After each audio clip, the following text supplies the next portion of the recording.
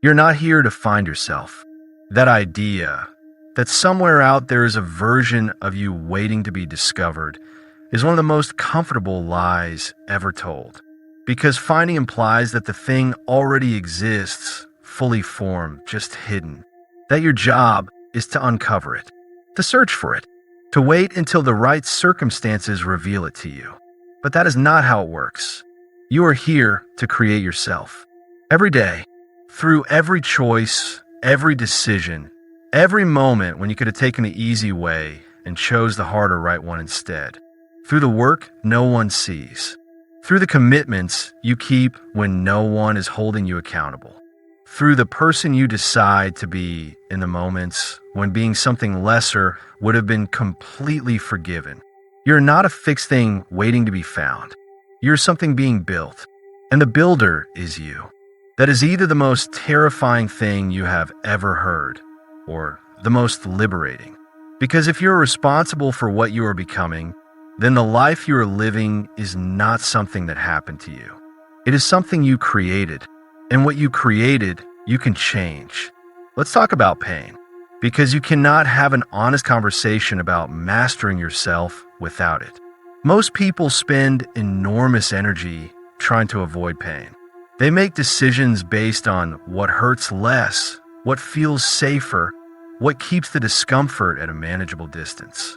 And that strategy produces a life that is comfortable in the short term and deeply unfulfilling in the long one. Because everything worth building requires pain, not as a side effect, as a mechanism. The pain of discipline, the pain of learning something you're not yet good at, the pain of staying when every instinct says leave, the pain of hearing a truth about yourself that you would have preferred not to hear, the pain of continuing when you're tired and the results are not yet showing and the voice in your head is making a compelling case for stopping. That pain is not the problem. That pain is the process. Every version of you that has ever grown into something stronger came through exactly that. Not around it, not above it, through it. The experience of being in a situation that was harder than you thought you could handle and discovering that you could handle it is the only way that particular kind of strength gets built. There is no shortcut. There is no version of the story where the growth happens without the difficulty. So the question is not whether pain will be part of your path. It will. The question is whether you're going to use it or be defeated by it. Whether you're going to let it teach you or just endure it until it passes unchanged. Pain is the best teacher you will ever have. Not because suffering is good, but because it is honest. It shows you exactly where you are. It reveals the gap between who you think you are and who you actually are when things get hard. And that gap, once visible, is something you can work with. The most important things you will ever learn about yourself, you will learn in the hardest moments, not in the comfortable ones. Here is something that most people do not know about their own limits. When your mind tells you that you are done, that you cannot go any further, that the tank is empty and there is nothing left, you are not at your limit. You are at approximately 40% of what you are actually capable of. The mind reaches that point before the body does, before the will does, before the real edge of your capacity does, and it sends the signal to stop. Not because stopping is necessary, because stopping is comfortable, because the mind is wired for efficiency, and efficiency often looks like conservation. But what lives on the other side of that signal, in the space between what the mind calls impossible and what is actually impossible, is where your real capability exists. Most people never find it because they trust the first signal. They take the mind suggestion at face value and stop where they were told to stop. The person who learns to push through that signal, who recognizes it as a suggestion rather than a verdict, who moves forward even when the internal voice is making a compelling case for retreat, that person discovers something that cannot be explained in advance. It has to be experienced. There is a version of you that exists past the point where you would have stopped. Past the moment when you felt you were done, past the edge of what felt comfortable or manageable or possible.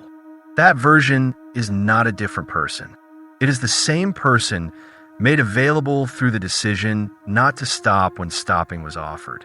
Every time you push past that 40%, you're not just finishing a workout, completing a project, holding a difficult conversation. You are expanding the mental model you carry of what you're capable of. You are moving the line, and a line moved is a line that stays moved. Now let's talk about the most important question you will ever answer. Why? Not what you want to achieve, not how you plan to get there. Why? What is driving you at the deepest level? What is the flame that stays lit when everything else has gone dark? What you would still be moving toward even if no one ever knew, even if the results never came in any visible form, even if the only reason was internal and private and entirely your own. Without a clear why, difficulty is always enough reason to stop, and difficulty is always available. There is never a shortage of reasons to quit, to slow down, to decide that this particular thing is not worth the particular cost it is currently demanding. The external environment will always provide more than enough justification for stopping. The why is what makes those justifications irrelevant.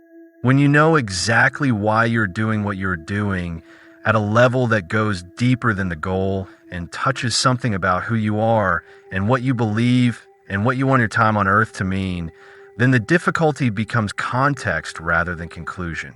It is not a reason to stop. It is part of the story. Most people have a what? A goal, a target, a desired outcome. Far fewer have a genuine why. And you can always tell the difference when things get hard. The person with only a what finds reasons to stop when the cost gets high. The person with a why finds reasons to continue even when the cost seems unreasonable. Sit with this question honestly. Not the answer you would give if someone asked in a conversation. The one that is actually true when you are alone with it. Why does this matter to you? What are you really moving toward? What would it mean in the deepest part of you to give up? If you can answer that honestly, you have the most important fuel there is. The kind that does not run out when motivation fades or circumstances change or the results refuse to show up on the schedule you wanted. Let's talk about self-discipline, because it is not what most people think it is. Most people experience discipline as forcing themselves to do things they do not want to do, as the constant application of willpower against the natural resistance of a mind that would prefer to do something easier. And under that definition, discipline is exhausting.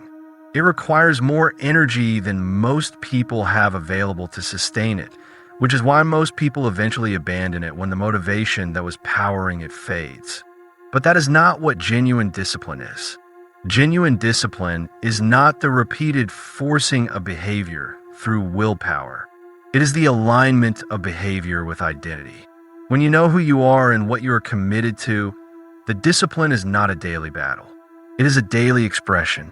You do the work not because you force yourself, but because not doing it would be inconsistent with who you understand yourself to be.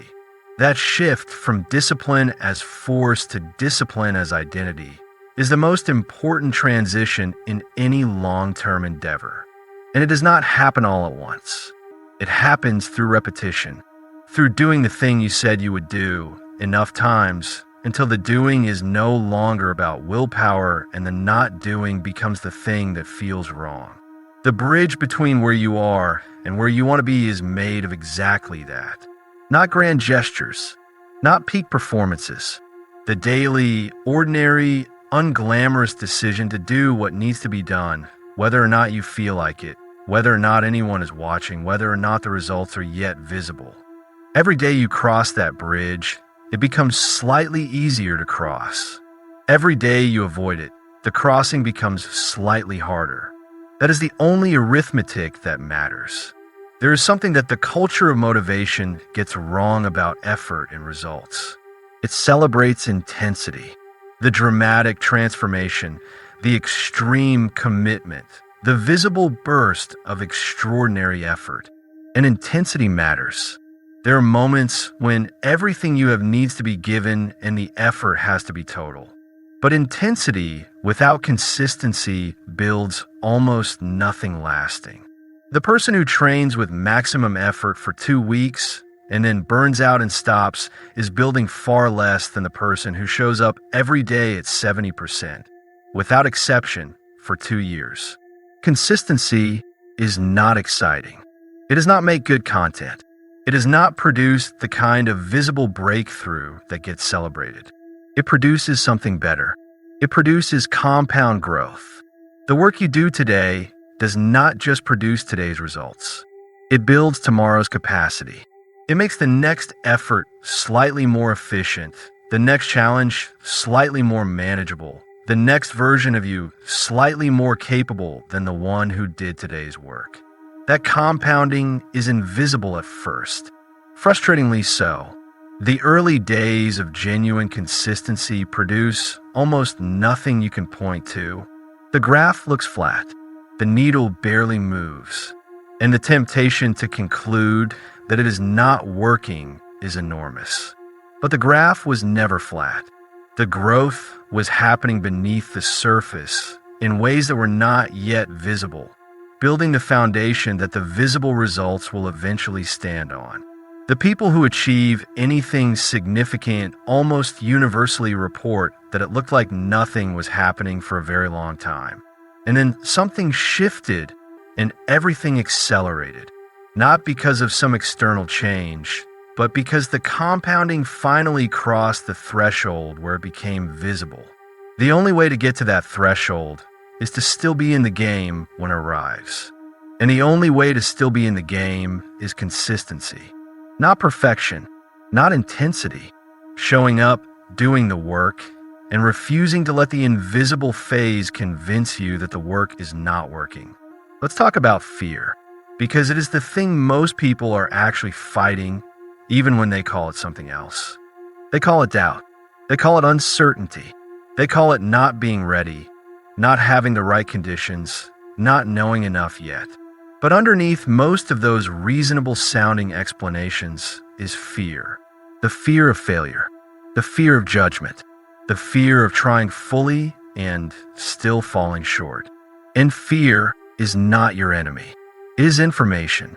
It is your nervous system flagging something that matters. The presence of fear almost always means that what you are considering is real. That has genuine stakes. That the outcome actually matters to you. If it did not matter, you would not be afraid of it. But here is what fear lies about. It tells you that its presence means you should not proceed. That the discomfort it creates is evidence that the thing is wrong or too risky or beyond you. It presents itself as wisdom when it is actually just protection. The protection of a nervous system that was designed for a world of physical threats, applied to a world of opportunity. The person who waits until the fear is gone before they act is waiting for something that will not arrive on that timeline. Fear does not leave before you start.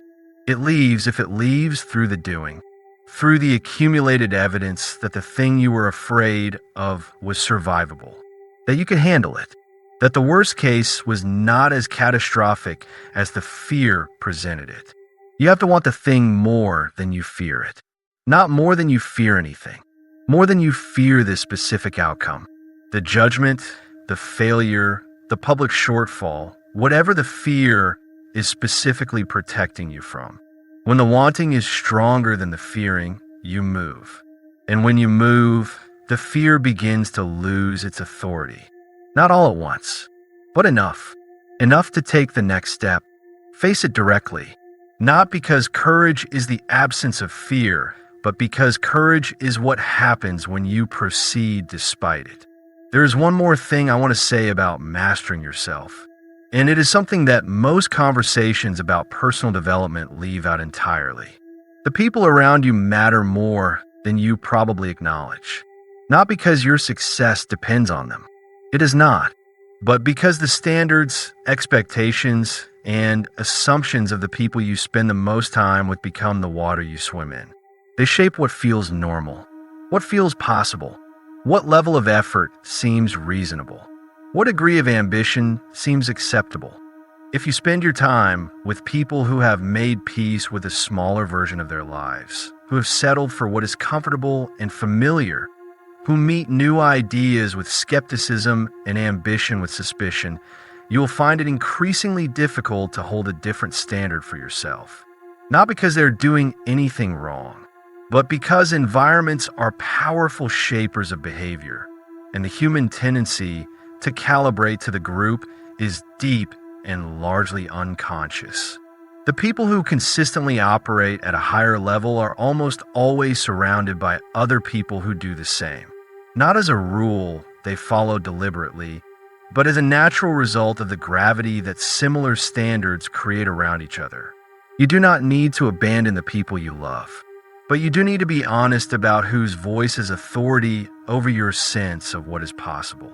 Who do you spend the most time with? What do those conversations assume about what people like you can achieve? Are the standards of the people around you pulling you up or pulling you down?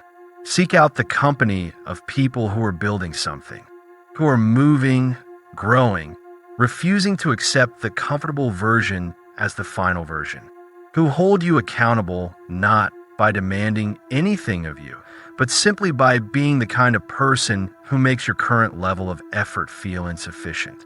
That company does more for your development than most disciplines combined. Let's talk about the person you are becoming and the story you are writing. Not the story you will tell when it is finished. The one being written right now, in real time, through every decision you make. Most people think about legacy as something distant, something you build over decades and leave behind when you're gone. But legacy is not a future thing. It is a present one. It is the accumulation of who you choose to be in each ordinary moment, built up over time into something that either reflects the best of what you are capable of or reflects the compromise you made with your own potential. The story of your life is being written right now, in the choices you make today, in how you respond to difficulty, what you do with the time you have, whether you honor the commitments you make to yourself and others, whether you show up as the version of yourself you want to be or the version that takes the easy way. And unlike most stories, this one has no draft. There is no version you can write now and revise later. The choices being made are the story. And the story, once written, stays written. This is not meant to produce pressure. It is meant to produce clarity. Clarity about the fact that what you do today is not practice for something more important. It is the important thing. The version of yourself you're building today is not a placeholder for the version you will actually become. It is the version you're actually becoming. So the question worth carrying with you is this. If the story of your life were told based entirely on how you spend today, would it be worth telling? Not a perfect story, not without difficulty or failure or moments where you fell short, but a story of someone who tried, who showed up, who kept going even when stopping was available, who treated the time they had as something worth spending well. That story is written one day at a time. Today is one of those days. Before this video ends, I want to say something directly. Your moment is not coming. It is here. Not tomorrow, not when the conditions improve, not when you feel more ready or more certain or more equipped. Now, in this exact state, with this exact set of circumstances, with the gap between where you are and where you want to be exactly as wide as it currently is. The warrior is not someone who fights without fear. It is someone who fights with it, who feels every reasonable reason to stop and keeps going anyway, who is not waiting for the fear to disappear before they act. Because the fear does not disappear before you act. It disappears, if it disappears at all, through the action itself. You have more in you than you have used. Not slightly more, vastly more. The 40% you have been living in is comfortable and is familiar, and it has kept you safe in all the ways that safety keeps you small. But you're not reading this because you want to stay small. You are here because something in you knows that there's more. That the version of your life you have been living is not the only version available. That the edge you have been stopped at is not actually the edge. Push past it, not for the result, for who you become in the pushing, for the discovery, available nowhere else, of what you are actually made of when you refuse to stop. That discovery is yours. It has always been yours. It is waiting for the moment you decide to claim it. Master yourself. Everything else follows. If this video moves something in you, if something you heard today made you stop and think, like the video, share it with someone who needs to hear this and subscribe to the channel. There's so much more to explore together. See you in the next one.